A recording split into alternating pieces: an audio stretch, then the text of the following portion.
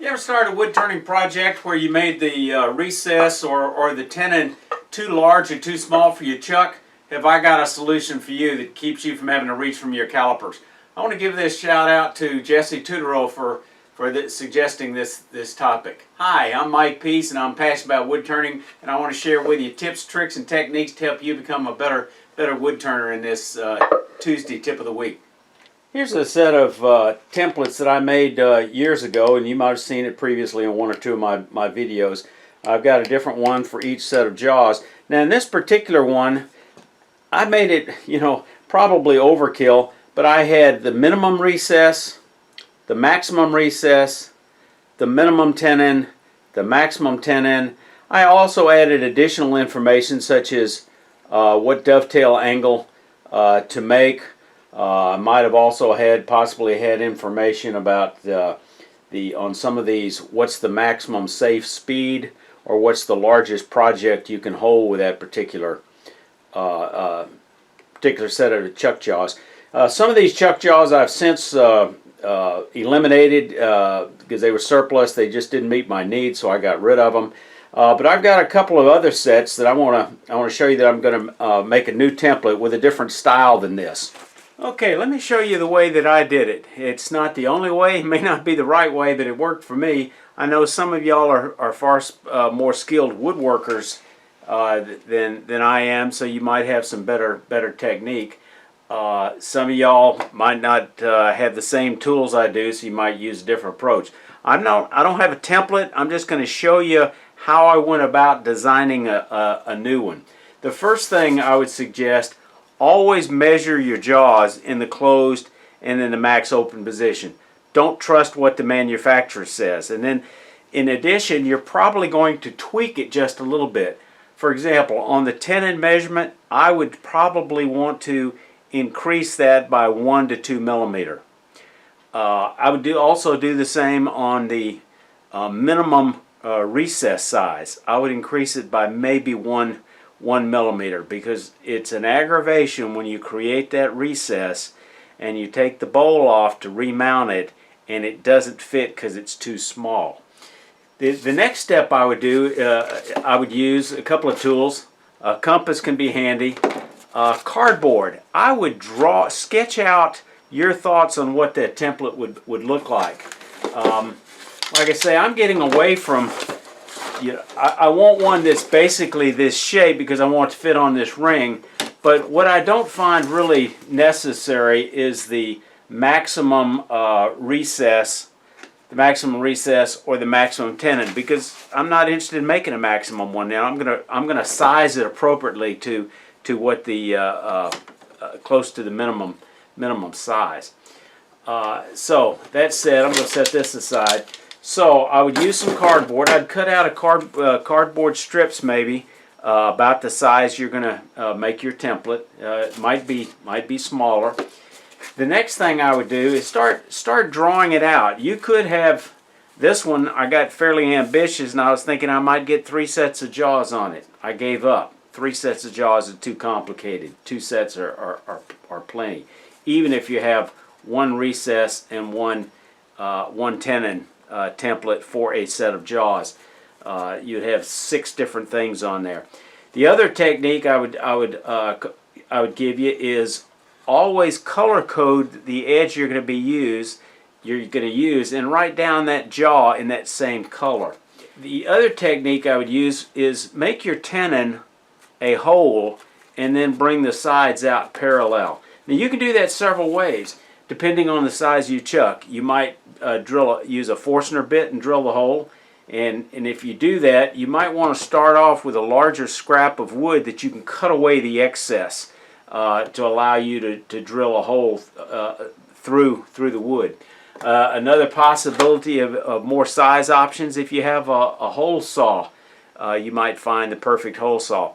I would suggest making the hole just a little, for your tenon, just a little bit smaller, and then sand it to the correct size. This is especially true if you happen to have a spindle sander, which makes it very easy to sand that. So here's an example of the first one I did, and I discovered that 3 sets of jaws was too many.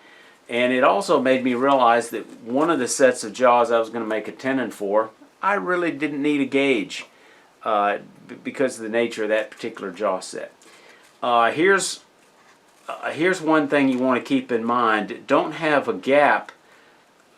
Your recess needs to be clean on both sides. For example, this is a 40 millimeter to measure a recess. Well, you've got this little tip of wood out here that may get in the way. So you want a nice smooth flat side on both sides of the recess. Here's an example I found on the internet of somebody's jaws. I hope a template. I hope I'm not goring somebody's ox, but I didn't find this set to be a very good shape for that recess because I felt like it was going to be hard to get that template into that recess. I played with this until I came up with finally came up with one that I thought was a pretty good match, and that's this one with two sets of jaws on it. So here's what I'm talking about. The recess, you have it nice and clean from one end to another, and you want to color code that edge. The tenons are easy to spot as opposed to recess because they're gonna have a circle, and then that end is going to be nice and clean. All this is going to be cut away. I'm going to drill a hole here, and I'm going to mount this on my ring. Let me finish making this set, and then we'll come back and check it out. Okay, I drilled this out with a hole saw, pretty rough. I drilled this one out with a Forstner bit and fine-tuned it a bit on my rigid oscillating spindle sander. Now I've got to go ahead and cut that end off there, cut the excess off here, and then I can measure precisely the recess gauges that I want. Okay, now to extend the lines on each side of this smaller hole, like I did here, I did this on the spindle sander. This one I don't want to bother taking the spindle to it. Just take you some sandpaper, glue it to a stick like this, and then you can square up that side, each side of the hole fairly easily. 120 grit sandpaper, and it's very thin stock, and it'll square up very easily. And then just touch up the edges just a little bit. Now I can go ahead and set my recess measurements. Now that I've got this side cut and this side cut, I'm going to put a recess gauge here and a recess gauge here. Now err in your sizing a little bit in the appropriate direction that you can fine-tune with sandpaper. Now this is going to be my recess gauge, so I need to put a little notch in here and cut this away. And as a result, I want to cut it away all the way across. So when I put this up against a flat board, none of this is going to get in the way. This is not going to get in the way. A tweak you might want to make is make this notch cutaway as deep as the maximum size of your recess. So it gives you one more thing you can use this for to check the size of your recess. On this side, the top side, I'm going to have to cut away this notch here in order that I can use this into a recess and have this cutaway that won't interfere with it. When I finish, I'm going to color code both sides so I can use either side to accomplish my task. So I finished with it. There's my 75 millimeter and my 35 millimeter. I just happened to find a small snap ring I had around my shop to hold these together, but prior to that I used a piece of coat hanger and wrapped it around and wrapped some metal tape around to hold them, but I like this better. Let me know in the comments below if you made a set of these, or if you've got any particular suggestions for improvement. If you're interested in buying another set of jaws, you might want to check out this video.